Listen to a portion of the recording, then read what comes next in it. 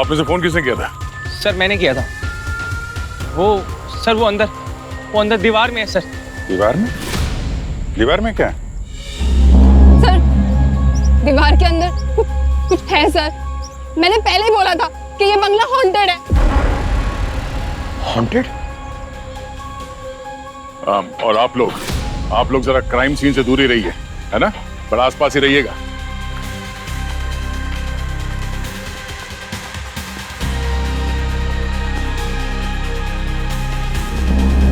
अरे चाणक्य साहब, आइए।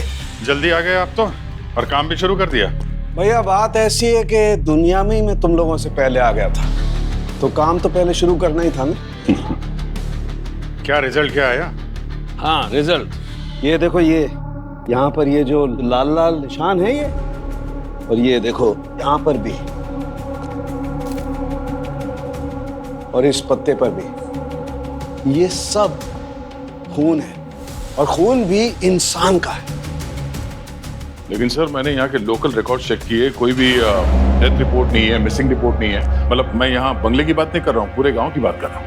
कोई मरा नहीं, कोई गायब नहीं हुआ, तो इतना सारा खून कहाँ से आया? और एक बात, आओ दिखाता हूँ, आओ आ जाओ। हाँ Gargi, all set? Yes sir. Good, good job, good job.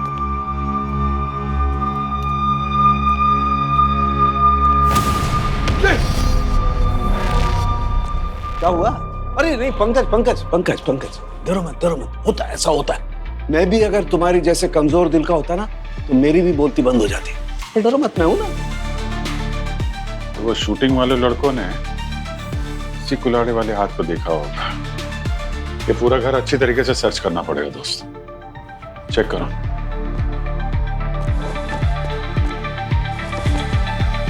Blood.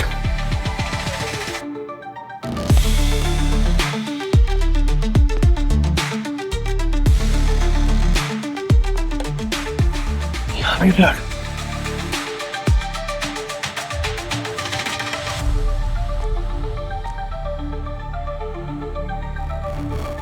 Sir! आप पंकज? सर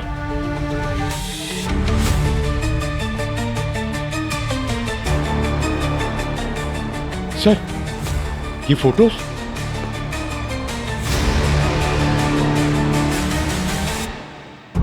अगर इंफॉर्मेशन सही है तो फिर ये शिखर होगा, ये उसकी पत्नी धीरजा, और ये उसकी बहन दीप्ति। प्रॉपर्टी के रिकॉर्ड में यही नाम है। यहाँ कुछ बहुत भयानक हुआ है बस। हर तरफ खून ही खून, पर कब हुआ ये पता नहीं। और कोई किसी को मार के दीवार में क्यों चुनवाएगा? वही तो।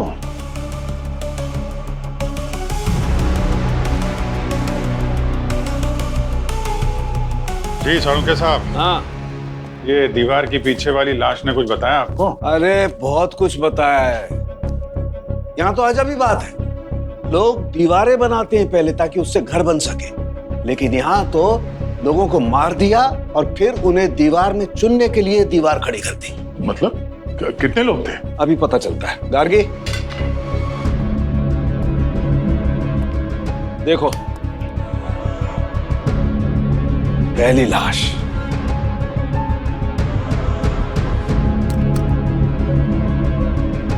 ये दूसरी लाश,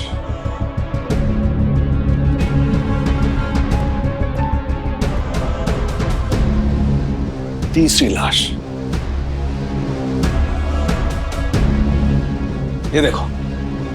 दीवार में कुल मिलाकर 3 लाशें। 3 तिगाड़ा, काम बिगाड़ा।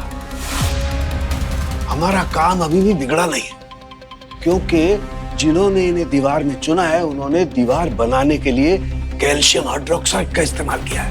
Calcium hydroxide? चूना? हाँ चूना, चूना। और चूना तो लाश को जल्दी से सड़ने नहीं देता है, लाश धीरे धीरे सड़ती है। तो भैया जैसे ही ये तीनों लाशें बाहर निकलेंगी, हमारे पास आएंगी, हमें इनका फॉरेंसिक डेटा निकालने में जरा भी तकलीफ नहीं होगी। चलिए आप और गार्गी डिटेलिंग करिए, तब तक हम लोग आसपास गांव वालों से पूछताछ करते हैं। बिल्कुल डन। मैंने कहा था कि नहीं, ये बंगला कोई आम बंगला नहीं है। यहाँ के लोग भी इसमें नहीं जाते हैं, क्योंकि इस बंगले में कुछ ऐसा है जो इस दुनिया और हमारी समझ दोनों से बाहर है। बोला था या नहीं? हाँ, ये बंगला स्थापित है। कौन सा शराब सरपंच जी? किस शराब की बात कर रहे हैं आप? हाँ? और इस बंगले के बारे में आप लोग क्या क्या जानते हैं? क्योंकि इसके अंदर हमें 3 लाशें मिली हैं, वो भी दीवार में गड़ी हुई। और ऐसा तो हो नहीं सकता कि गांव में 3 लोगों की मौत हो गई हो और गांव वालों को इसके बारे में कोई खबर ही ना हो। हाँ? ना कोई पुलिस रिपोर्ट, ना मिसिंग कंप्लेंट। चल कर आए यहाँ गांव में। हमें कुछ नहीं पता सर। क्या मुझे लगता है कि इन गांव वालों ने जानबूझ के अफवाह उड़ाई है कि बंगले के अंदर भूत है। क्यों सरपंच जी? बंगला हड़पने का प्लान है तुम्हारा? सर मैं कानून की इज्जत करता हूँ सर। आप इस तरह से मुझ पर इल्जाम नहीं लगा सकते। ये गांव और इसकी देखभाल करना मेरी जिम्मेदारी है, जो मैं पूरी ईमानदारी से निभाता हूँ सर। मतलब आप ही जिम्मेदार होंगे ना अगर गांव में 3-3 लाशें मिलती हैं तो। हाँ? बोलिए। क्या मुझे लगता है इनको थोड़ी जेल की भी जिम्मेदारी देते हैं, तभी ये कुछ बोलेंगे। अरे सर, मैंने ही पूरे गांव को मना किया था, सख्त मना किया था उनको इस बंगले में जाने के लिए। उस रात जो भी हुआ उसके बाद। किस रात? हुआ क्या था उस रात को? हाँ? शिखर का जन्म इस गांव में ही हुआ था। उसके माँ बाप बहुत गरीब थे। उसके जन्म के बाद पूरा परिवार मुंबई चला गया और वहां पर उन्होंने बहुत मेहनत की और खूब पैसा कमाया। लेकिन माँ बाप की मौत के बाद शिखर ने इस बंगले को बढ़ाया। लगभग 2 साल पहले शिखर अपने जन्मदिन के दिन अपनी पत्नी धीरजा और बहन दीप्ति के साथ वापस यहाँ आया। मुंबई से कई मेहमान भी आए थे इस जश्न का हिस्सा बने। शिखर ने जब इस बंगले को बढ़ाया तो यहाँ एक बहुत बड़ा बरगद का पेड़ था। और हम जानते हैं कि पेड़ पौधों में जान होती है, लेकिन शिखर इन बातों में नहीं मानता था। उसने बंगले को बढ़ाते हुए उस बरगद के पेड़ को काट डाला और शायद तभी से कोई रूह उसके पीछे पड़ गई और उसने उन सबको मार डाला। लेकिन मारा किसने था? खुद शिखर ने। मेरा मतलब उसके अंदर आई उस आत्मा ने। हम सबने देखा था कैसे वो आत्मा उसके शरीर को जरिया बना के सबको मार रही थी।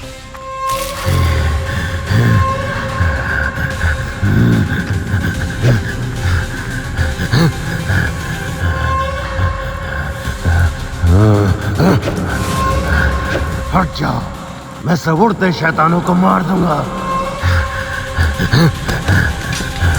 कैद करके रखो इन लोगों को, वरना ये सारा गांव खा जाएंगे।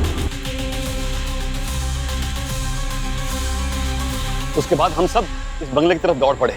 वहां का नजारा देखकर हमारी रूह कांप गई सर, क्योंकि धीरजा और दीप्ति का वहशी तरीके से कत्ल हो चुका था। मरते हुए शिखर ने कहा था कि कैद करके रखो इन रूहों को, वरना पूरे गांव को खा जाएंगे। हाँ साहब, अगर वो आत्मा हम सबके पीछे पड़ जाती तो? इसलिए हमने शिखर की बात मानते हुए हमने तीनों लाशों को इस बंगले की दीवार में चुनवा दिया और कसम खाई कि आज के बाद कोई भी गांव वाला इस बंगले में कदम नहीं रखेगा। लेकिन सर, इन शहरी लड़कों ने उस आत्मा को फिर से जगा दिया है उस बंगले में जाकर। वो आत्मा दोबारा शिकार करने निकली साहब। ये आत्मा की कहानियां सुनाना बंद कर दो, समझे? बकवास है सब। और ये कोई श्राप नहीं है, जुर्म है ये। मालूम है कितना बड़ा अपराध किया तुम लोगों ने? 3 खून की बात पुलिस से छिपाई, ऊपर से लाश को ठिकाने लगा दिया। सरपंच जी, तुम जरा नजर के सामने रहना। एक बार ये केस सुलझ जाए फिर मिलता हूं तुमसे। कोई कहीं नहीं जाएगा।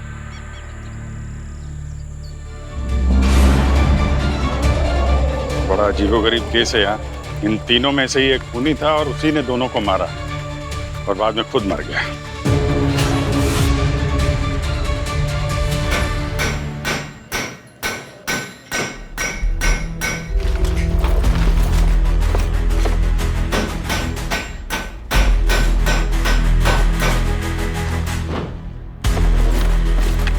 हाँ डॉक्टर साहब।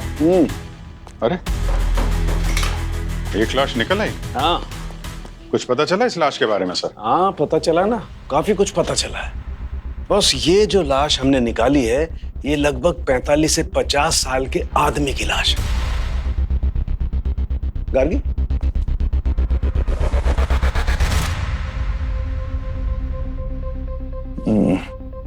जरूर ये शिकारी होगा। और ये जो दूसरी लाश, ये जो दिख रही है, जिसे हम निकालने वाले हैं, मुझे लगता है ये किसी औरत की लाश है। धीरजा या दीप्ति?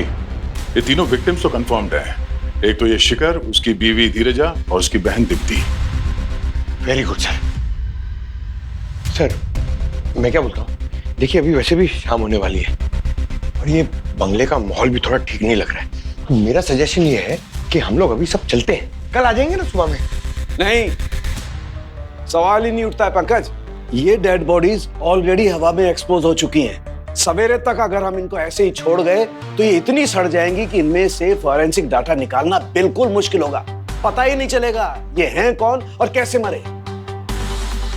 डॉक्टर साहब, आप दोनों के सिक्योरिटी के लिए हम हमारे बहुत ही एक होनहार ऑफिसर पंकज को यहाँ छोड़ जाते हैं। अरे मैं क्यों? सर आप हमेशा ऐसी सिचुएशन में मुझे क्यों फंसा देते हो? तो सर मैं कोई फोरेंसिक डॉक्टर थोड़ी हूँ सर। अच्छा है नहीं हो, अच्छा है फॉरेंसिक डॉक्टर नहीं हो।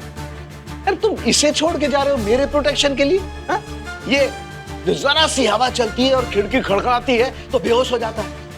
नहीं भाई, मुझे नहीं चाहिए, किसी प्रोटेक्शन की जरूरत नहीं है मुझे। तुम थैंक यू सर। हाँ पक्का ना डॉक्टर साहब? बाद में एसीपी सर से शिकायत तो नहीं करेंगे ना हमारी कि दया और अभिजीत ने मुझे अकेला जंगल में छोड़ दिया? अरे यार तुम मुझे काम करने दो, प्लीज जाओ यहाँ से प्लीज यार। मगर ये हमारा बहुत ही होनहार ऑफिसर है, समझे? हाँ माना। और शिखर, इनके बारे में क्या पता चला? सर शिखर की एक इन्वेस्टमेंट फर्म थी और वो ज्यादातर अपने घर से ही काम करता था। अच्छा। सर, और शिखर की वाइफ धीरजा एलएलपी कुमार हॉस्पिटल में कंसल्टेंट थी, मगर 1 महीने पहले उसने हॉस्पिटल से रेजिग्नेशन दे दिया था, ये बोलकर कि वो गांव जाकर लोगों की मदद करेगी और प्रैक्टिस भी वहीं करेगी। सर, हाँ, उसकी बहन दीप्ति, वो एक लॉयर थी। इन्वेस्टर, कंसल्टेंट, लॉयर, तीनों के तीनों एक वेल सेटल्ड स्टेबल फैमिली के मेंबर्स थे। तीनों के तीनों 2 साल से गायब है, फिर भी एक समझ में नहीं आता कि उनकी फैमिली में से किसी ने भी उनके बारे में पूछताछ करने की कोशिश नहीं की, मिसिंग रिपोर्ट नहीं दर्ज किया। तो अजीब लग रहा है सर। एक तरह से देखा जाए तो ये तीनों अनाथ थे सर। इनका कोई रिश्तेदार भी नहीं था जो ये मिसिंग रिपोर्ट लिखवा सके। ये लोग जब यहाँ आए थे तो सर ये सबको बोल के आए थे कि यहाँ पे एक नई जिंदगी शुरू करने वाले हैं। शायद इनके दोस्तों को लगा होगा कि अपनी नई जिंदगी में बिजी हो गए हैं, इसलिए किसी ने खोज खबर नहीं ली। अभिजीत, तीनों के तीनों की बॉडी दीवार में चुनवाई गई मिली, किसी को पता तक नहीं कि इनका हुआ क्या। समझ में नहीं आ रहा है क्या चक्कर है। अच्छा, सालुंखे को कुछ पता चला क्या हुआ उनके साथ? सर, डॉक्टर सालुंखे और गार्गी आज रात वहीं रुकेंगे ताकि समय रहते बॉडी रिकवर कर सके और टेस्ट के लिए भेज सके।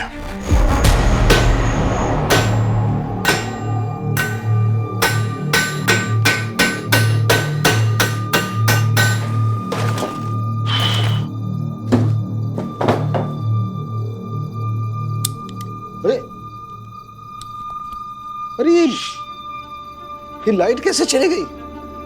अरे यार इसी को भी अभी खराब होना था। गार्गी सर, इसकी बैटरी तो खराब हो गई, अब क्या करें? सर आप मेरी लाइट ले लीजिए। अरे यार तुम कैसे काम करोगे? चल कुछ सोचते हैं, कहीं कुछ है क्या? अरे ये काम आएगा, ये बाबा आदम के जमाने का लैंप, लेकिन अपने तो काम आ ही जाएगा। एक काम करो, वो स्टूल ले आओ।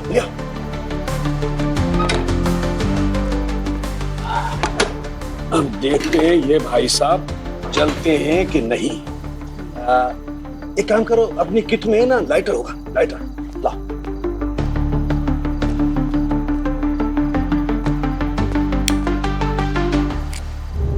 वेरी गुड, अरे काम बन गया।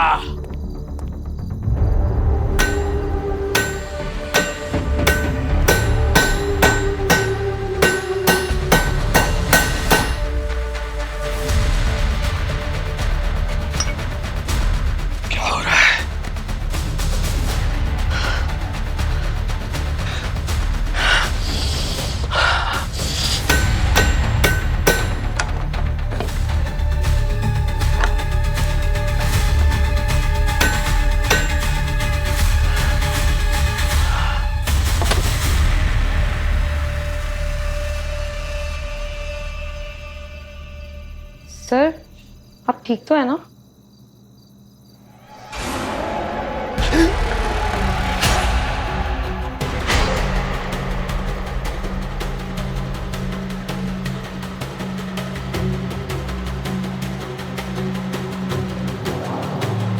सर, कुछ हो रहा है क्या आपको? पानी लाऊं क्या आपके लिए?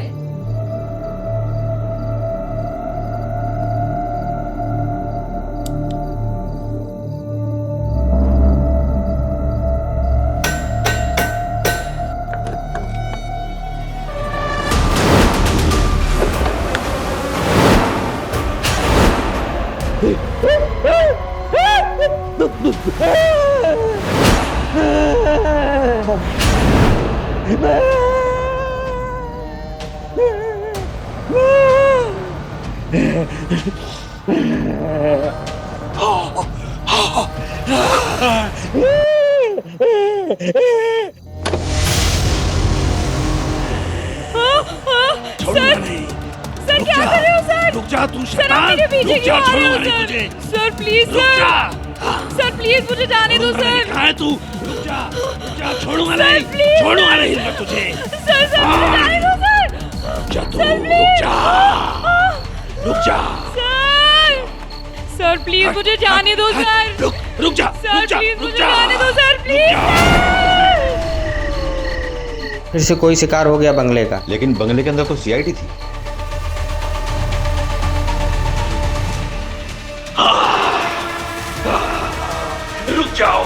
रुक जाओ नहीं तो मार डालूंगा। आ जाओ, आओ मेरे सामने आओ, मार डालूंगा, छोड़ूंगा नहीं मैं। रुक जा, रुक जा, रुक जा, मार डालूंगा जिंदा। रुक जा, आओ मेरे सामने आओ, मार डालूंगा, छोड़ूंगा नहीं मैं। रुक जा।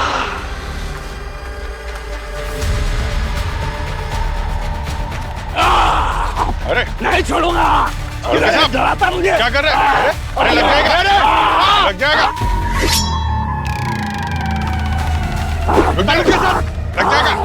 छोड़ो।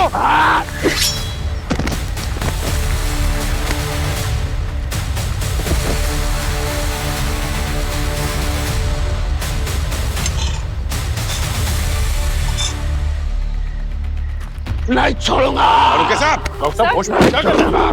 नहीं छोड़ूंगा। डॉक्टर साहब क्या हो गया? आप ठीक तो है?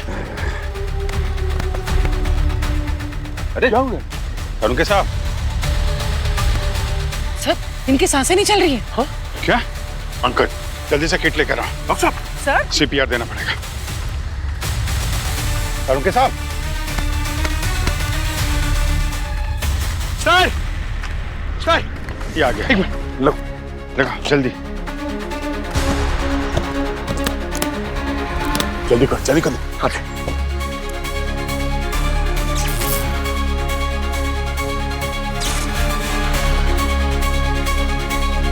सांसें चल रही है। एम्बुलेंस बुलाओ जल्दी, इनको हॉस्पिटल लेके जाओ, एडमिट करना होगा। डॉक्टर साहब उठिए। गार्गी कहाँ है? गार्गी? वो तो डॉक्टर साहब के साथ ही थी। कहीं उसे तो कुछ। गार्गी? गार्गी?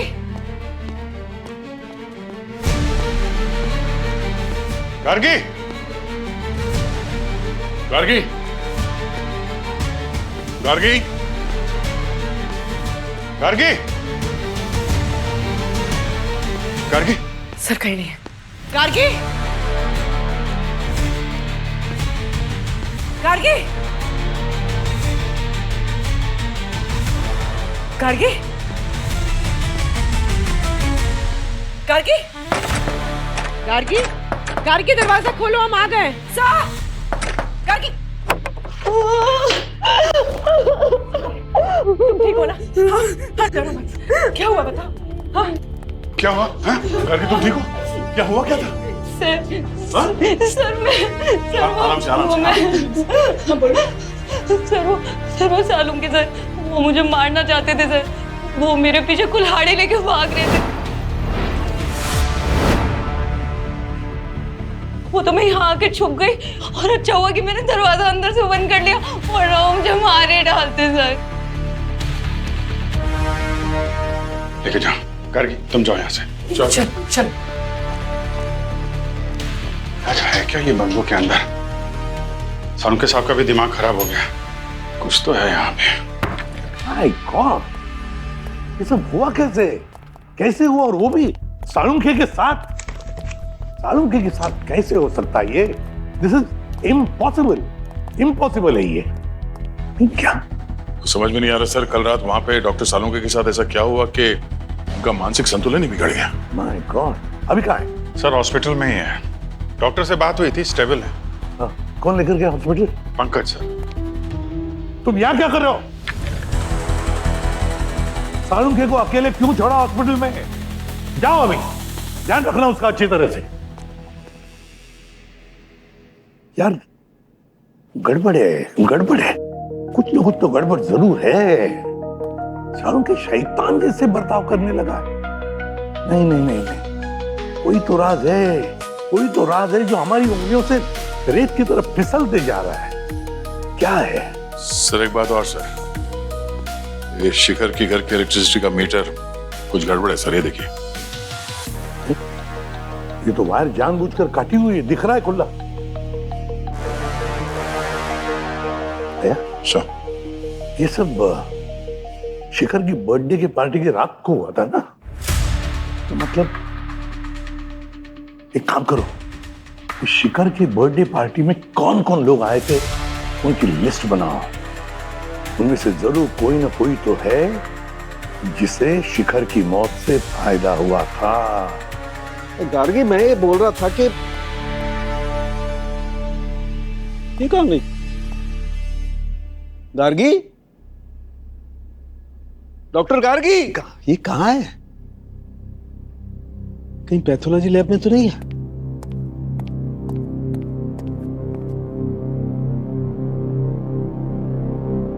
ये यहां बैठी? कमाल है। गार्गी, गार्गी, क्या यहां क्या कर रही हो?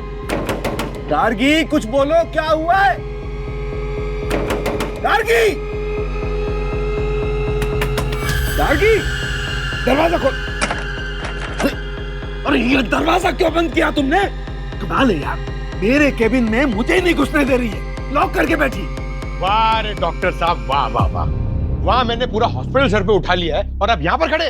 एक बात बताओ, तुम लोगों ने मुझे हॉस्पिटल में क्यों पटक दिया और ऐसा क्या किया है मैंने? आप हॉस्पिटल में क्यों थे ना, हाँ। ये तो आपको एसीपी सर बताएंगे। आपने किया क्या है ना, वो आपको ये गार्गी बताएगी। अरे कहाँ बता रही है? 10 तरीके से पूछ लिया, कुछ बोलती नहीं है यार। बंद कर लिया अपने आप को। एक minute, allow me. Allowed. Gargi, इधर आओ। अरे इधर आओ, इधर आओ, मेरे पास आओ। अरे डरो मत, इधर आओ, इधर आओ। ये इन्हें बताओ इन्होंने क्या किया? हाँ बताओ, बताओ क्या किया मैंने? सर मुझे इस बारे में कोई बात नहीं करनी, मैं अभी बिजी हूँ। सुन लिया, बिजी है वो। बिजी नहीं है, ट्रॉमाटाइज है। आपने ट्रॉमा दे दिया उसे। क्या बात करते हो यार? आओ इधर आओ। कहाँ हूँ? अरे इधर आओ, बेचारी डर रही है आपसे। नहीं, नहीं। अरे इधर आओ, इधर आओ। सुनिए मेरी बात। कल रात में है ना, क्या हुआ कल रात को? आपके ऊपर एक आत्मा का साया आ गया था। क्या बकवास कर रहे हो यार? एक साइंटिस्ट आदमी से तुम ऐसी बात कर रहे हो? आत्मा आत्मा? सर साइंस वाइंस अपनी जगह पर ठीक है, लेकिन आज तक हिस्ट्री में ऐसी कोई हॉरर पिक्चर नहीं है जो मैंने नहीं देखी है। हिंदी, इंग्लिश, फिलिपिनो सब। उसमें जब एक आत्मा इंसान के अंदर जाती है ना, तो उसकी शक्ल ऐसी हो जाती है, आप जैसी। मेरी शक्ल में ऐसा क्या? अरे यार पंकज, प्लीज यार, मुझे काम करने दो यार, मुझे शांति से काम करने दो। शांति चाहिए। अरे सर, हमें आपसे शांति चाहिए सर। आपने शांति भंग करके रख दी है सबकी। जी हाँ, सुनिए मेरी बात। हाँ, मेरा एक दोस्त है रंजीत। अच्छा सर, वो आत्माओं का विशेषज्ञ यार। विशेषज्ञ। हाँ। सर, आपको उसके पास में सर चलना पड़ेगा। नहीं नहीं नहीं, नो नो, नहीं नहीं, नो से काम नहीं चलेगा सर, आपको चलना ही पड़ेगा। नहीं, मैं क्लोरोफॉर्म निकालूं, किडनैप करूं आपको?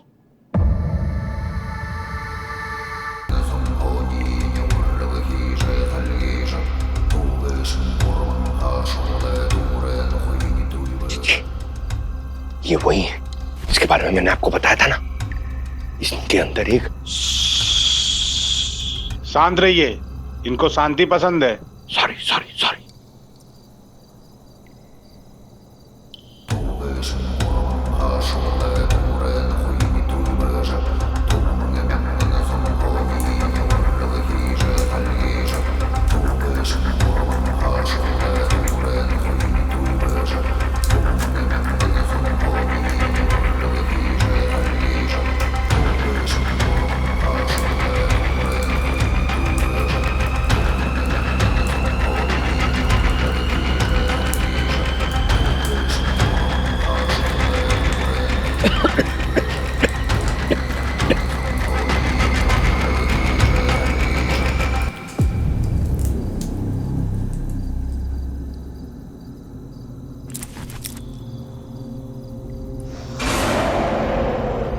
ये किधर गए? अरे कहाँ जा?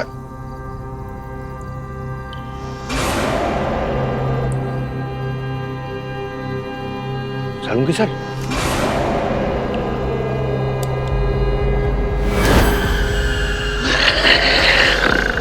क्या हो सर?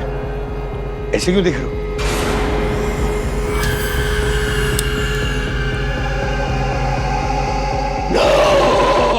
अरे ऐसी खूनी आंखों से क्यों देख रहे हो मुझे?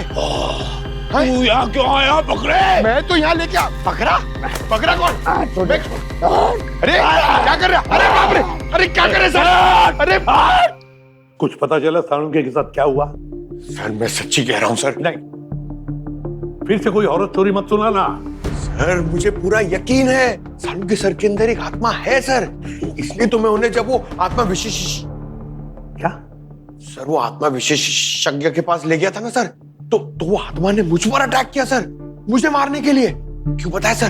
क्योंकि सालुंके सर को मैं वहां ले गया था ना, इसलिए। दिमाग में क्या भूसा भरा है? बेवकूफ हो? ऐसे कभी कुछ होता है? होता है कभी? हर बात के पीछे कोई साइंटिफिक रीजन होती है, उसका पता लगाओ।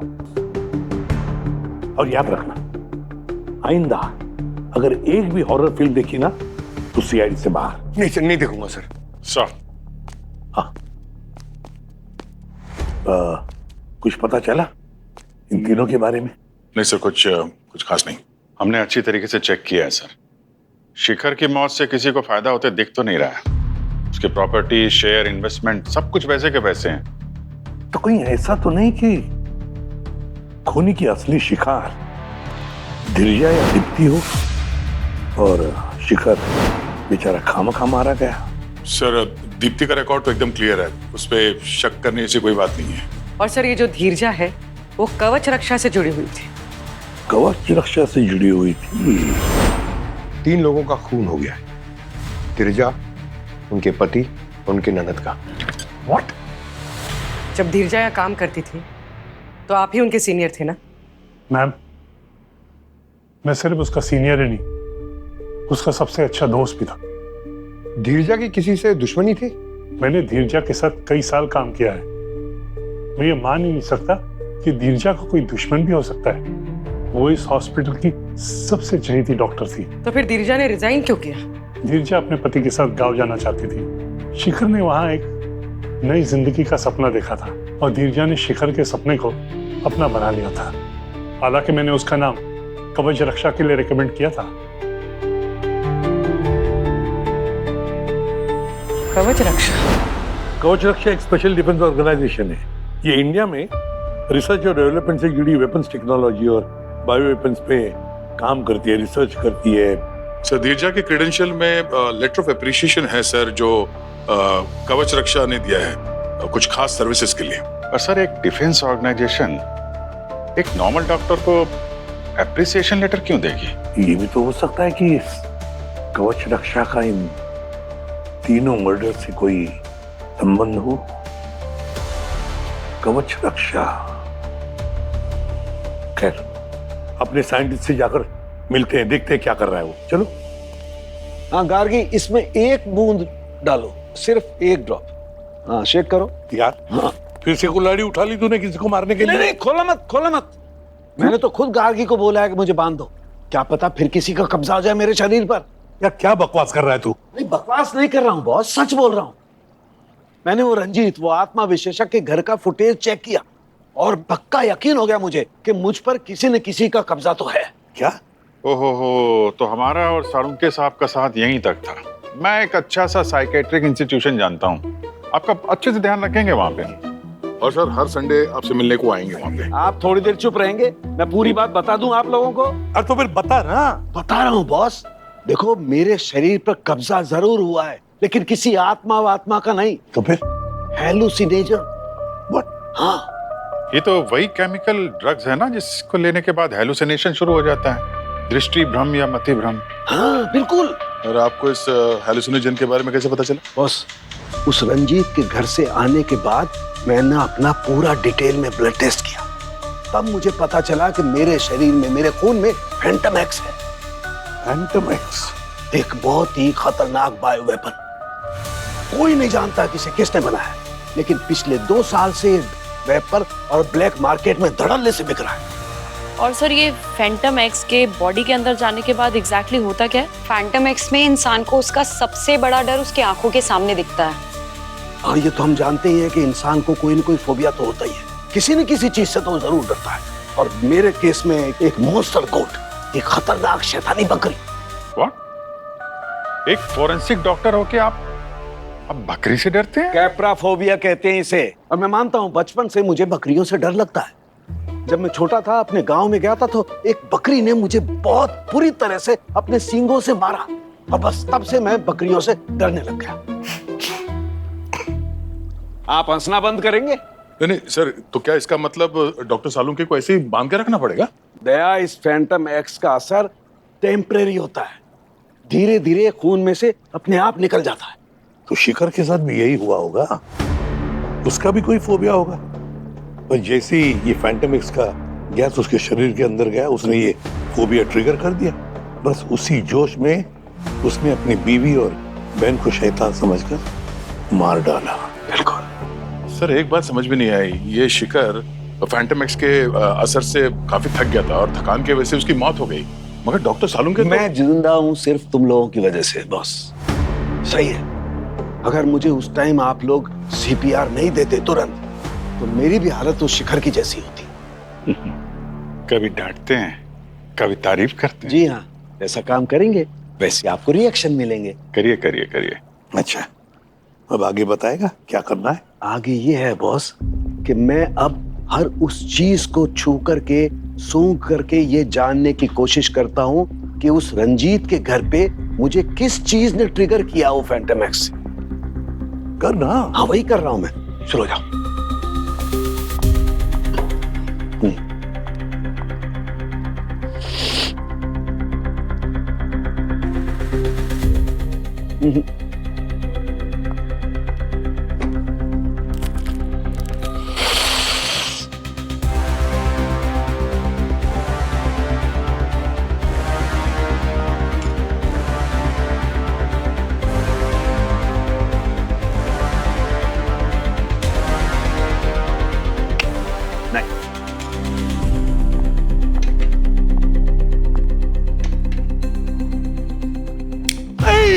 ले जाओ इसे, ले जाओ, दूर ले जाओ इसे। इसे रख दो गार्गी, इसे तुरंत रख दो। बस इस लैंप से वो फैंटम एक्स ट्रिगर हुआ है। अब मुझे खोल दो, खोल दो, खोल दो, मुझे खोल दो। Thank you, thank you, thank you.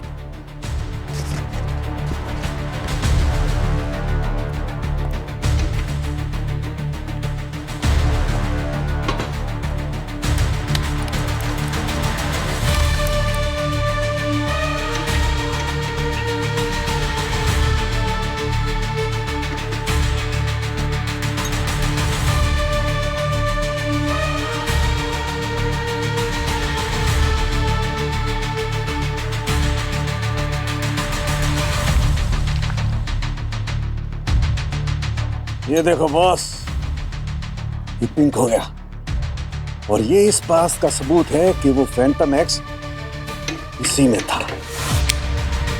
ये होगा कि फैंटम एक्स के कुछ पार्टिकल्स मेरे नाक के अंदर जम गए, और जब वो रंजीत ने धुआं छोड़ा और धुएं से बचने के लिए मैंने गहरी सांस ली, तो वो मेरी नाक के अंदर के जमे हुए पार्टिकल्स मेरे शरीर के अंदर चले गए और वो ट्रिगर हो गए, और मुझे दूसरा अटैक आ गया।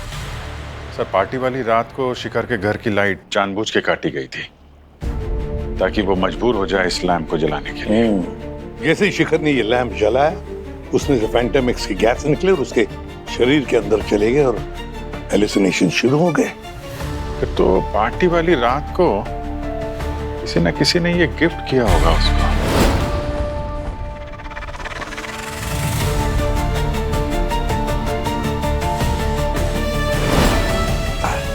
वैसे सर, कहीं ये फैंटम एक्स किसी तरह से कवच रक्षा के साथ जुड़ा हुआ तो नहीं है? क्योंकि कवच रक्षा भी बायो वेपन्स पे रिसर्च करता है। बिल्कुल दया, बिल्कुल सही।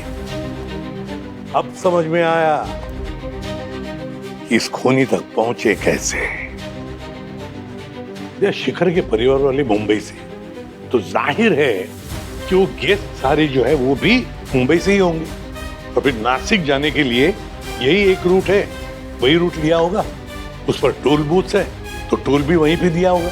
सर, 2 साल पहले टोल बूथ का रिकॉर्ड तो डिलीट कर दिया गया है। अरे यार, पर सभी गाड़ियों के फास्टैग का रिकॉर्ड का डेटा मिल गया है। फैंटास्टिक। और हमारे पास कवच रक्षा में आने जाने वाली गाड़ियों की भी लिस्ट है। ये दोनों लिस्ट मैच करके देखते हैं, इनमें से कोई कॉमन गाड़ी या गाड़ियां निकली तो समझ लो हमारा काम हो गया।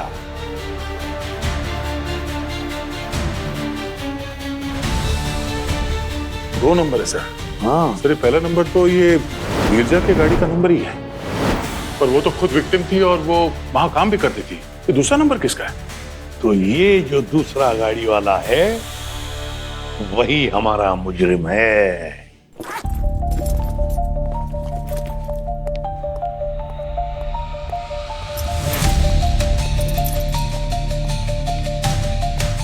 डॉक्टर मोहन, लगता है कि जाने की जल्दी में हो आप। अरे आप परेशान मत होइए, हमारे पास गाड़ी है, हम आपको रास्ते में ड्रॉप कर देंगे। आप यहाँ? मैं एक मेडिकल कॉन्फ्रेंस के लिए जा रहा था अभी। अरे उसी कॉन्फ्रेंस की अपडेट देने आए हम लोग। वो उस कॉन्फ्रेंस की लोकेशन चेंज हो गई है। एक्चुअली अब वो जेल में होगी। जेल में? जी। पर क्यों? मैंने क्या किया? किया क्या है और कैसे किया है ये तो आप ही जानते हैं। क्यों किया है ये अगर बता देते तो केस सॉल्व हो जाता। देखिए, धीरजा को मैंने नहीं मारा है।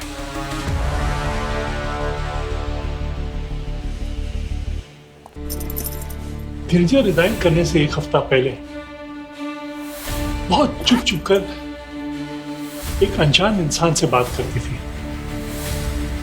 कभी कभी तो लगता था कि वो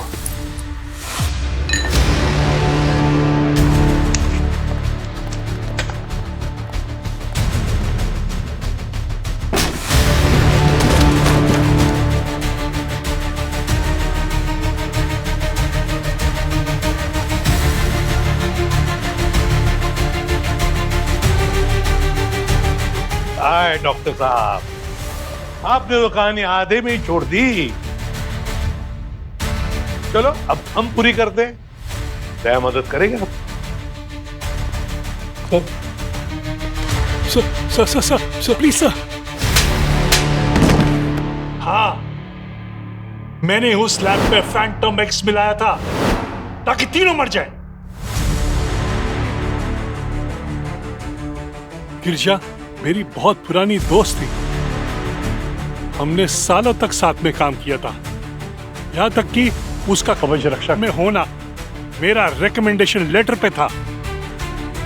मुझे लगा था इतने एहसान के बाद वो फैंटम एक्स को अप्रूव कराने में मेरी मदद करेगी। पर हर कोई तुम्हारे जैसा क्रिमिनल नहीं होता डॉक्टर मोहन। धीरजा ने फैंटम एक्स का सच रिपोर्ट में लिख दिया, बता दिया बोर्ड को कि ये कितनी खतरनाक चीज है। इस केमिकल की इफेक्ट से कितने लोग अपने दोस्तों और अपने परिवार वालों को मार सकते थे। उसने मेरा प्लान, मेरा सब कुछ बर्बाद कर दिया।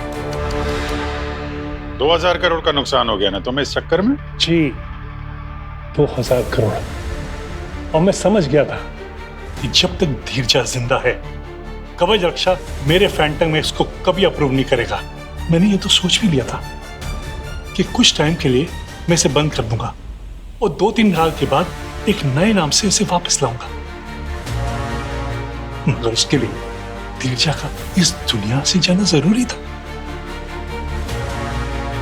और तुमने शिखर का शिकार करने का फैसला कर लिया? इसीलिए मैंने शिखर को वो बर्थडे गिफ्ट दिया, वो एंटीक लैम्प।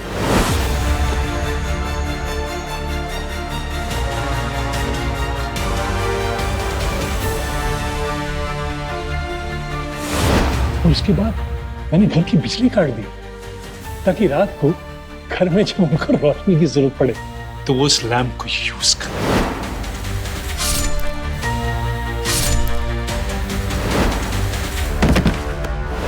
वाह रे वाह वाह।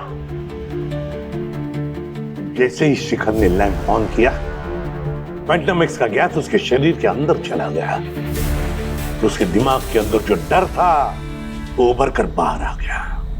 उसके सामने खड़ा हो गया वो डर।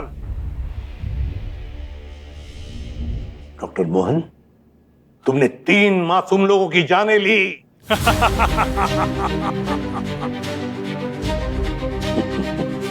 हंस रहे हो? तुम्हें पता है इंसान का सबसे बड़ा डर क्या होता है? मौत होता है, मौत। अब मौत तुम्हारे सामने खड़ी है, फांसी होगी तुम्हें, फांसी। ले जाओ इसे।